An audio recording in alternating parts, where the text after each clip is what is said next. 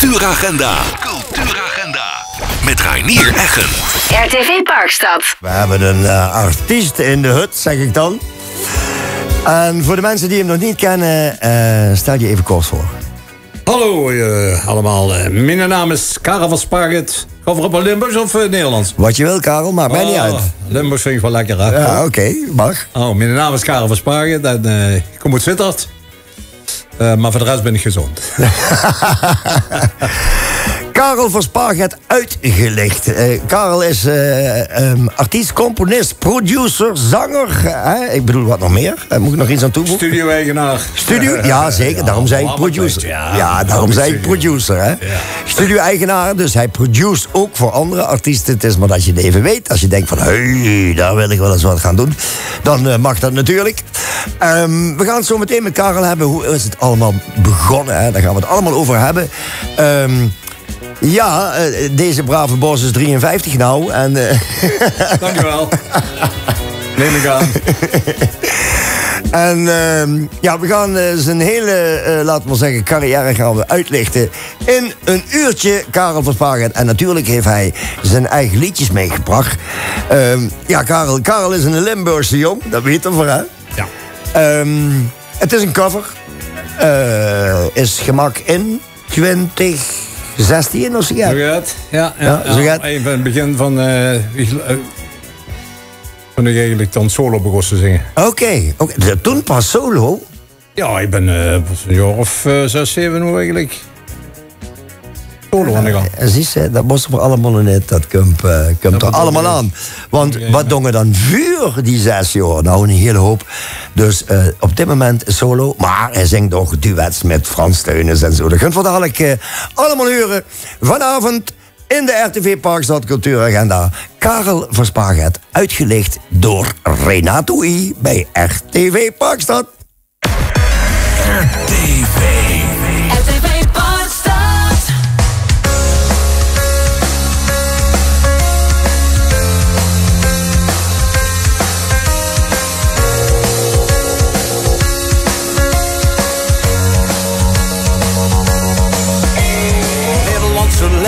Dat wordt niks voor mij. Ik spreek het Limburgs, dat koos ik het best. Spreek Nederlands, zei de leraar tegen mij. Mijn rapport wordt dan ook geen succes. Maar ik wil alleen het Limburgs spreken. Ze hebben geprobeerd mijn dialect af te breken. Want alles wat ik zei, het was verkeerd. Want ik ben toch een Limburgse jong. En mijn hart, dat ligt niet op mijn tong. Op de school heb ik mijn taal geleerd. En ieder woord is in mijn hart getatoeëerd. Ik ben toch een Limburgse jong.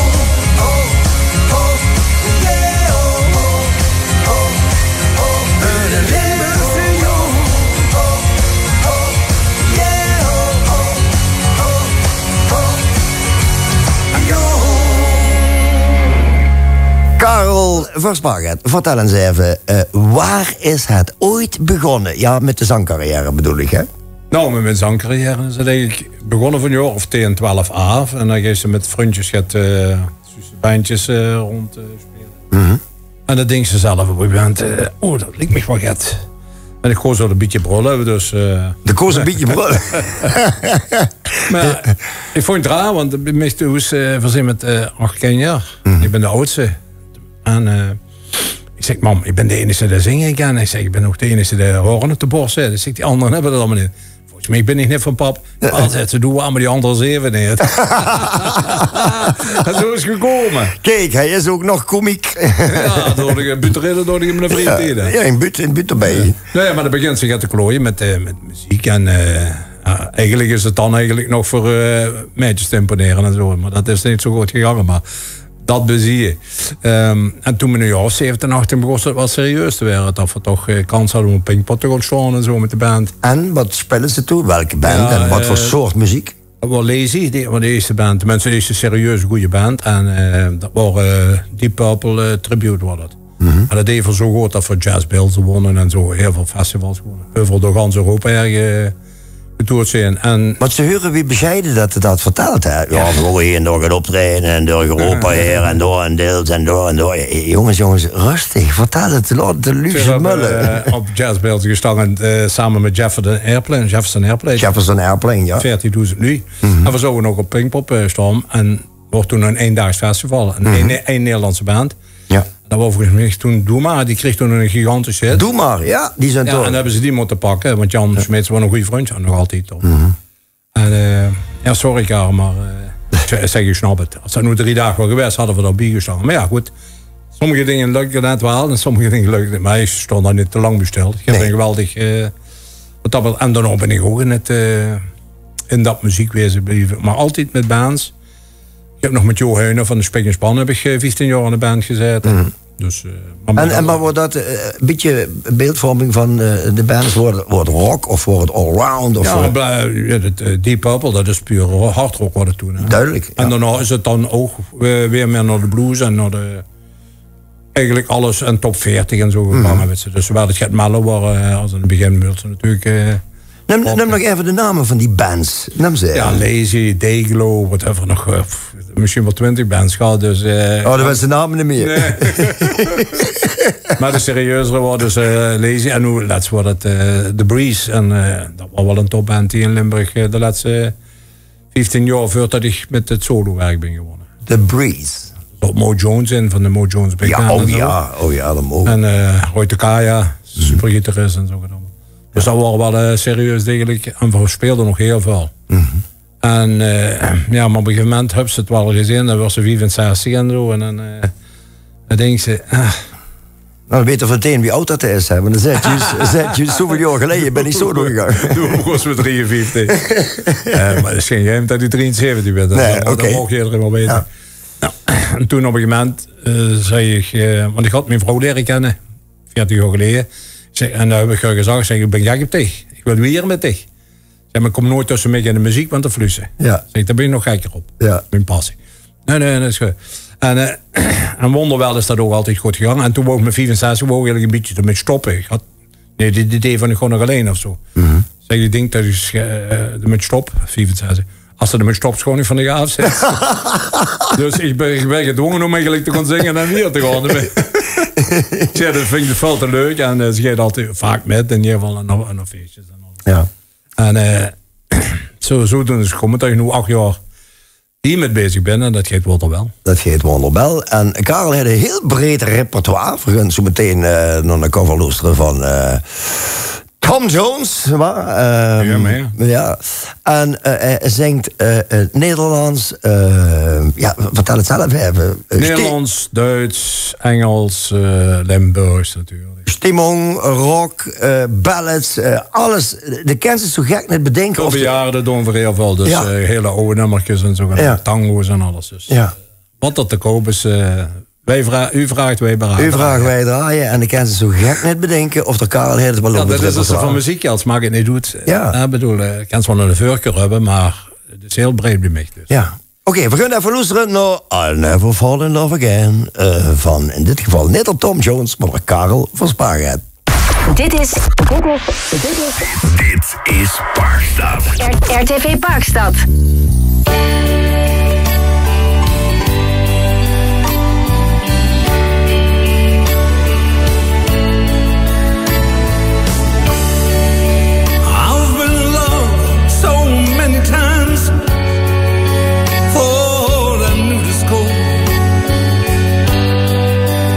When you treated me so bad, I can't take it anymore. And it looks like I'm never gonna fall in love again.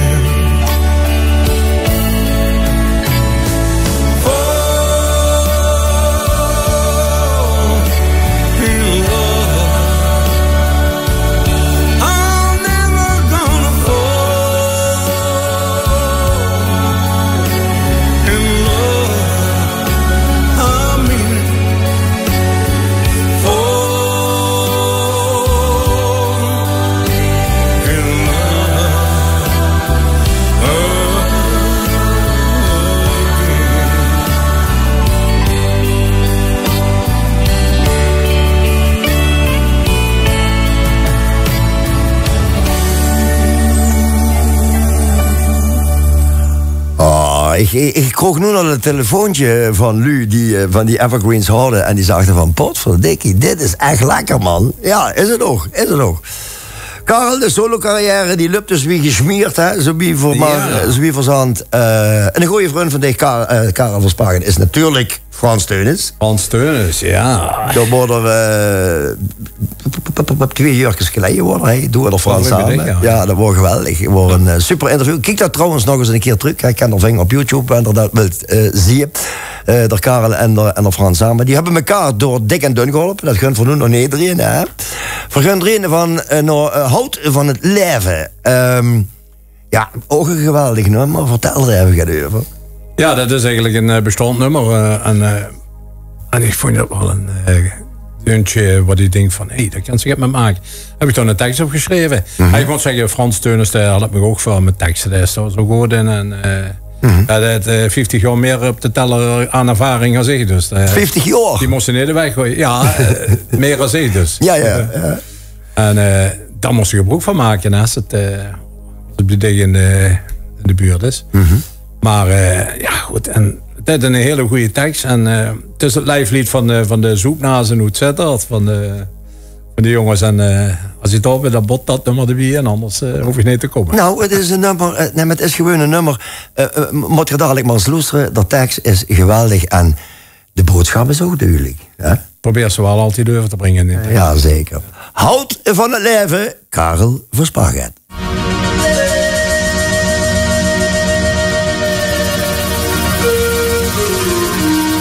Ik weet dat men heel vaak vergeet om te leven.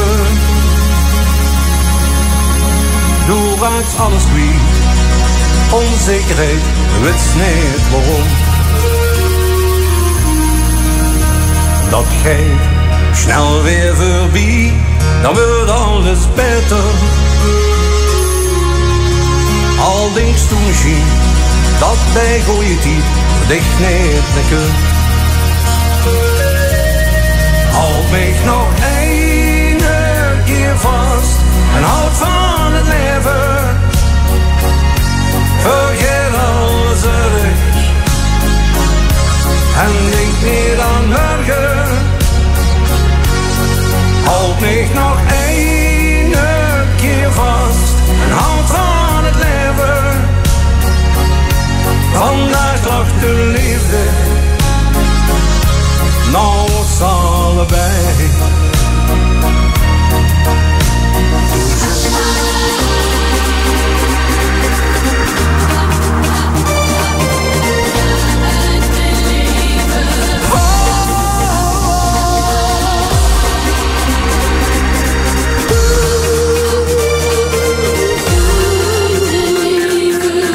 Ik gaf je alles wat ik had, omdat ik jou totaal aanbad.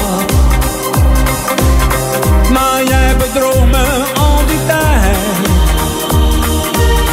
Wat was ik stom, nu heb ik spijt. Jij speelde al die tijd een spel. Ik was naïef, dat wist jij wel. Jij deed alsof je van me hield, maar trapte mij hard op mijn ziel. Ga maar en verdwijn in mijn leven. Te lang ben je gebleven, het was maar voor even. Ga maar, ik wil niet dat je bij mij blijft. Het is nu wel hoog tijd, verdwijn voor goed, daar is de deur. We hoorden net het nummer Hout van het leven. Dat wordt dialect, maar dan geeft ze naar het Hollands. Ga maar, hè? Ja. Vertel je over het nummer Baby, I want you to I love you to want me. Ja, dat is eigenlijk een nummer wat ik overgenomen heb van Pedro Kremers, ook een zanger en een goede vriend van mij.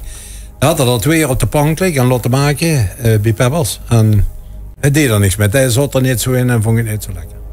Nou, ik zeg dan, geef het mij maar.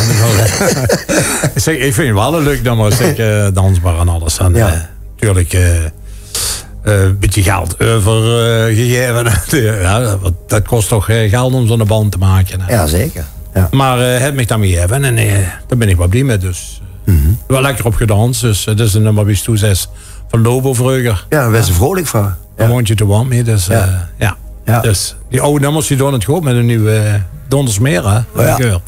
Vervolgens gaan we naar de volgende track. De track uit die repertoire. Yeah. Dat is Tot de Horizon. Ja, dat is wel een nummer waar je een beetje... Ja, dat wordt eigenlijk een gans eigen nummer. Dus de tekst heb ik niet zelf geschreven. Dat Manfred Jongeneel is gedaan. Een van de beste producers in Nederland voor dat soort muziek. Geweldige accordeonist. Een hele goede studio in Etteleur. En ja, mensen Karel op Facebook had, dan lezen dat allemaal. Ja. Dan zitten we bij een goede vriend in Etteleur. Ja. Het is een klein wereldje muziekwereld. Ja. En er was heel snel vrienden. Ben je gelezen weer en over muziek praten en is het zo gebeurd. Ja, is het gebakken. Hè? Ja, zo sneller als een vrouw versieren. Dus. Vertel weer. Nou, in ieder geval heb ik dat laten maken door en alles. En, ja. Het is goed gepromoot geworden en alles. Maar ja, er moest zoveel... Want ze zeggen ook, iedere dag komen 200-300 nieuwe nummers uit. Dus, omdat het allemaal te makkelijk is. Iedereen duikt in de studio en maakt nummers. En dan moest ook een beetje geluk hebben. En het moet natuurlijk een kanje van een hit zijn. Dus ik vind het een lekker nummer. Maar goed, het publiek beslist. En ik ben wel blij dat ik het nummer heb. Ik zing het geregeld. En het is weer een streepje op mijn palmares eigenlijk. Ja. Hoe zin ik het dan? Tot de Horizon. Karel van Spraget.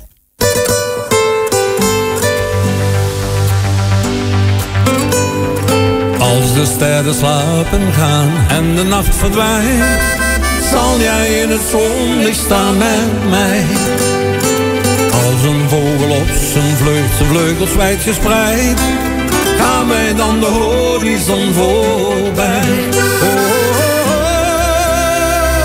In mijn armen, laat me nooit meer los.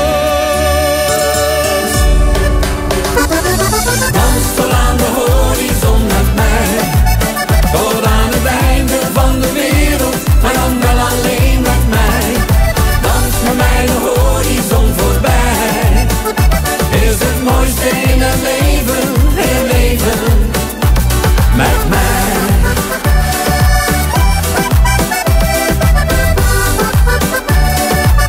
Tot aan de horizon met mij. Helemaal laten uitkijken. Hoe is dat, Tom? Je dat uitkloppen op het einde. En ja, een geweldige accordeon. De Manfred is een jongleur op de accordeon, zeg je wel. Ja. Dus, het is inderdaad wat we weer in het gesprek even over houden. Het is een blauwdruk van hem, hè. Mensen dat herkennen ze meteen terug. Ja, sommige, ik zeg wie ze ook zei, producties zoals soms gewoon heel herkenbaar wat ze kunnen op die studio. En dat pleit er toch voor dat er kwaliteit uit komt, hè. En vooral wanneer het massaal afgenomen wordt, ja, dan bliezen bij dat concept zo. Hè, het kost een dubbeltje meer, maar dat heb je wel gehad. Wat beste zonder die vriend? Als ik dat aan, Karel, dan kiest u natuurlijk meteen kippenvel oog. En de andere vriend ook, hè, dat weet ik zeker. Vertel. Ja, dit is weer een samenwerking van twee broertjes, zo'n nummer Veros. Ja. Frans Teunis en ik natuurlijk dan. Hè. En, ja, dat wordt ook binnen een paar minuten geschreven, omdat dat voor allebei zo vullen. En dat nog eens op de tong, of we beginnen te schrijven eraan. En boem, boem, boem. Dat wordt zo geregeld. En, maar de oorsprong, ik weet toevallig een beetje meer ervan af. De oorsprong ligt eigenlijk in het feit dat u samen door dik en dun gaat. Hè? Zo is dat. Frans heeft moeilijke tijden gehad, heb ik hem proberen te helpen. En hopelijk is dat ook een beetje geluk. Hij zijn verhaal, dus het zal nog wel.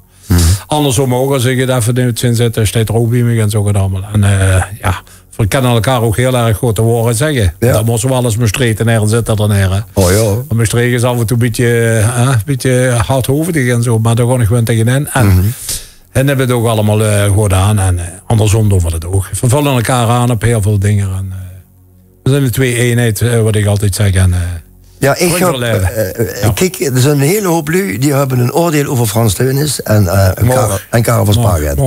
Maar ik kan niet vertellen, leefkijkers en luisteraars. Frans Teunis is een man met zo'n hartje. Geweldig. En doet trouwens ook. En ik heb ze leren kennen op de artiestenreis destijds naar Rodos. En het was geweldig. We gaan luisteren naar Wat beste zonder die vriend van Frans Teunis. En in dit geval ook weer Karel van Spaargeit. Is het mogelijk? En luister nu echt, want het is voor alle vrienden, ook voor u.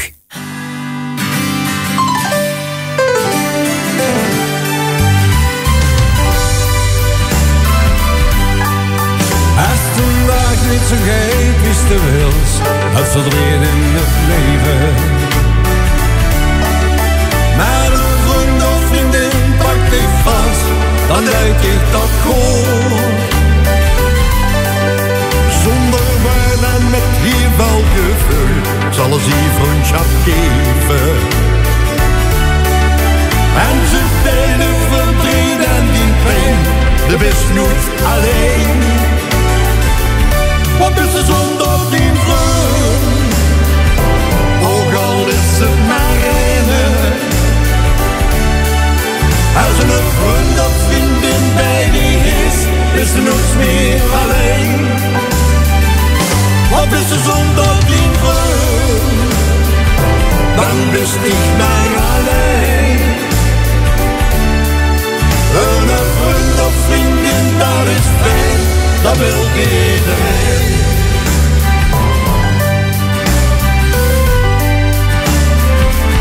Wat is de zonder die vriend? Ja, ik zat een heerlijke chonkeleer. En dat is eigenlijk meteen een bruggetje naar de volgende plaat. Want chonkelen deze met de carnaval. Chonkelen deze met de carnaval.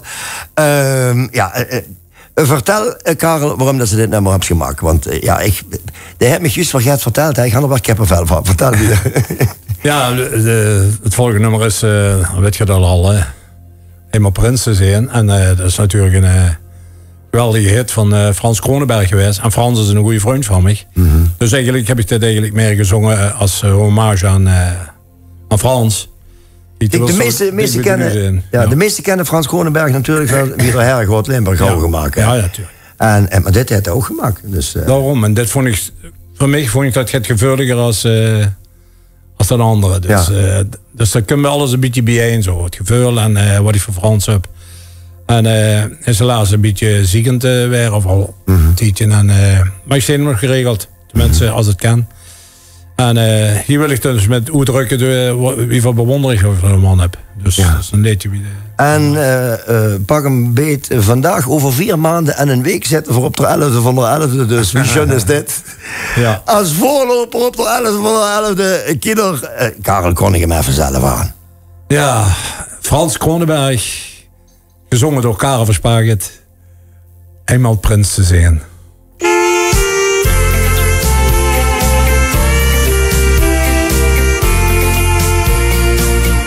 De ene sport op volle kracht, de andere geeft op vrouwenjacht. Er ik heb een Limburgse mens, maar een grote wens. Eenmaal prins te zien in Limburg mijn land. Wie gedacht is het, mijn hart in brand. Daarvan heb ik als kleine jongen droom. Eenmaal prins te zien, anders heb ik het verzuimd.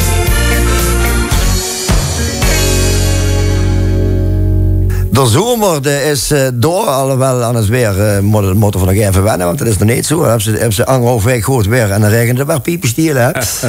Maar ik kan hij trouwens wel aan wennen. Met de carnaval vind ik ook geweldig. Hè? Want de 11 van de 11e is geweest, dan kriebelt het bij mij. Hè? Hoort erbij, hè? En dan ben ik altijd stevast vanaf januari elke week een artiest met een carnavalsplaat of egal wat. Tot aan de carnaval. Nu hebben we nu 2 maanden tijd natuurlijk, want eind februari is carnaval. Zo, Karel, vergunt naar de allernieuwste release track leedje van dich. Ja, ik mag niet oordelen, maar ik vind het geweldig. Vertel, wie is op het idee gekomen en... Nou, ik ben sowieso fan, net wist van Black Fuss, Tommy Engels. Ja, in de oude bezetting, ja. In de oude bezetting natuurlijk. Ja, die nu is nog niet slecht, maar daar loopt me naar. Tommy Engel wordt een publiekstrekker, hè? Alleen al dat guitig neeske. Ook die stem van hem en zo dan. Ja, goed, dat kan ze niet altijd de vinger opleggen. Maar in ieder geval, en dat Katrien, dat vond ik dan wel zo'n lekker nummer, ook met die hoge oethulkens en zo. Maar dus de zanger kietelt ik dat. Ik zei, zou ze dat ook kennen of kent ze dat aan of weet je wat. En toen heb ik dat nummer eens gaan beluisteren en heb ik dan een Limburgse tekst opgeschreven. Eigenlijk meer een omzetting. En Frans hoorde dat, schitterend nummer zetten, maar zo is het in het Nederlands zo. Ik had ook een idee. Dus we hebben met z'n tweeën weer een tekst omgeschreven en aangepast en alles. En zo is het gekomen. Zo is het gekomen. Een geweldige tekst. En mensen hem dat nog gehoord hadden, dan zingt ze hem meteen met. Ik bedoel, ik heb hem nog een paar keer gehoord. En ik zeg hem gewoon met. Ja, dat is de bedoeling, hè, voor nummers hoe het carnavaleske. Ja, zeker. Hey Engel, want zo zei ze het. Hè. Hey Engel, door Karel Verspaget. Loester en geneet. Ba ba o ba.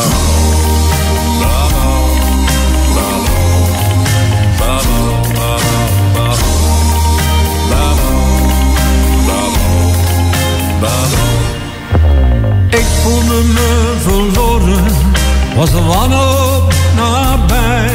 Het geluk, dat komt toch voor ieder. Aan mij ging het heel vaak voorbij. Toen kwam jij, ja jij. En nu voel ik me weer vrij. Het was een wonder, de hemel ging open. Ja, met jou ben ik zo blij. Ja, engel, jij bent de mooiste voor mij. Door jou ben ik herboren. Jij bent alles voor mij. Ik wil hier bij je blijven, nooit meer zonder jou zijn. Want door jou ben ik gelukkig en weer blij.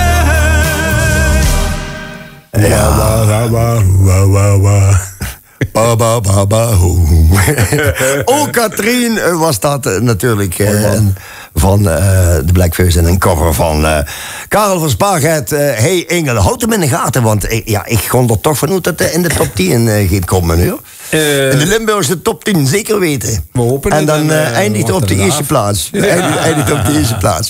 En we moeten vocht maken, want hij moet nog op pad vanavond. Op woensdagavond, Karel. Nou, dat moet kunnen, hè? Ja, muziek slaapt nooit, hè? Ja, nee, ja, dat zei ze goed. Ja, dat is zo. Muziek slaapt nooit. Nee, want dat is een hele stille plaat, hè? Nee, maar door de raarste tijden en momenten maken we muziek of werven we gevraagd voor dingen en zo. Leuk en doe maar mee, hè? En mag absoluut eens gezegd werden, u doet ook heel veel vrijwilligerswerk. Worden er een optredentje doet voor bejaarden of verstandelijk gehandicapten. Goede doelen. Ja, goede doelen. En zo gaat allemaal. Dus, maar op. Giving back, hè? Ja. We gaan naar Donna Marie. Vertel. Ja, ook een van de eerste nummers eigenlijk waar ik met begon. En ook mijn beginperiode als solozanger. En ik vond het gewoon een leuk nummer. En dat heb ik toen opgenomen bij AA Studios in Steen. Ja. En bij Arno. En ja, een leuk product. En mooie Limburgse plaat, vind ik zelfs. Met een Spaans tintje, toch? Allee, hè? Allee, Donna Marie van Karel Verspaget. Jouw hits. Jouw nieuws. RTV Parkstad.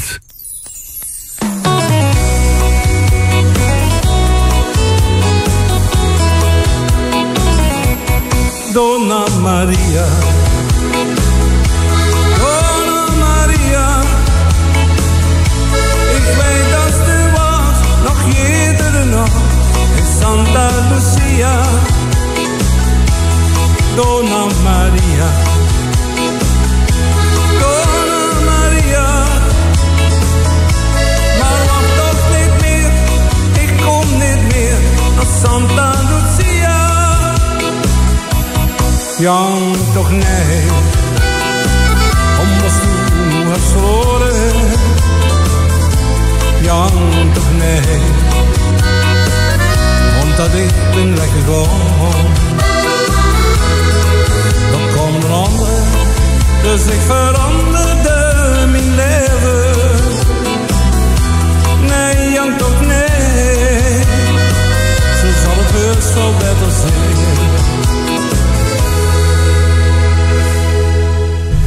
Ja, deze man heeft een ontzettend hoog bereik in de stem. En ja, ik heb het er juist even met je vergaat, hè, Karel. Ja, dingen coach en luchtwegenspecialist. Wat zag hij aan dich? Ja, zij bleef vooral zingen. Dat was de beste oefening. Frank Kusters, longspecialist in Zuiderland in Heerlen. Een hele goede vriend van me. Ik heb COPD al sinds kind. Ik heb 60% longinhoud nog maar. Voor de duidelijkheid, is aangeboren, hè? Kan ze niks aan doen? Ja, nee. Het is niet dood. Ik heb nooit gerookt en zo. Daardoor natuurlijk. Ja. Maar zij bleef vooral zingen. Dat is de beste oefening voor de longen. En dat is toch... Dat is een volume. Ja. Dus kijkers en luisteraars, als u dit hoort en u hebt, laten we zeggen, last van de luchtwegen, ga zingen, want dat is gezond voor de longen en dan krijgt u meer volume. Dus ik doe het bewust even in het Nederlands. Ja. Trouwens, complimenten aan de spoedeisende hulp in Heerlen, want ik was daar toevallig vanmiddag. Grote complimenten voor de mensen die daar werken. Zeer vriendelijk, geruststellend voor de patiënt. Helaas is de patiënt die ik daar heb moeten laten nu onder het mes.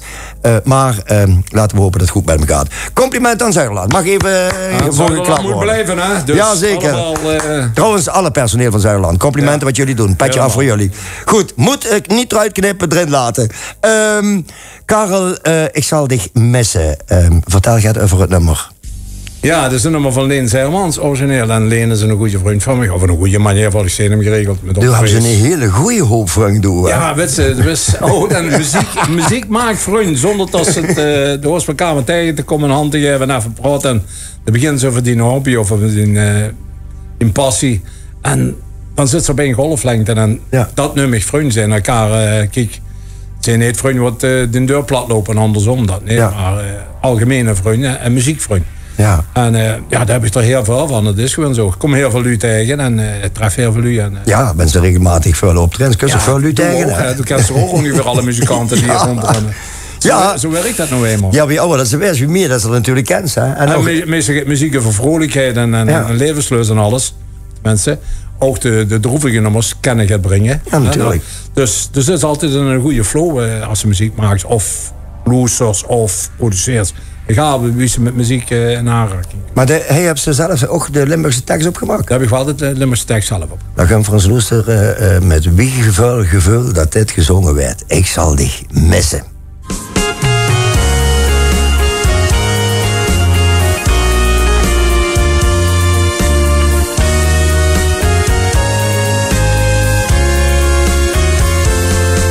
Opeens wordt het gedaan. Zij ze dat stuk weg zo schoon. Toen zou ze het niet meer zitten. Zij is met ons is het gedaan. Mijn wereld stond in. En praten had geen zin. En dacht ze meer aan mij. Toen ik die zei. Ik zal dich missen. Als ze mij nog eens verlaten. Ik zal dich missen. Want we kunnen niet meer praten. Ja, nu weet ik dat het nooit meer goed gaat komen. Het is afgelopen met al ons mooie druimen. Ik zal dich missen als je straks hier niet meer bent. Ik zal dich missen omdat nu alles over is. Wie had het zo weer kunnen komen? Ik heb het gaan niet aan zien komen. Zal ik missen, want ik hou nog steeds van die.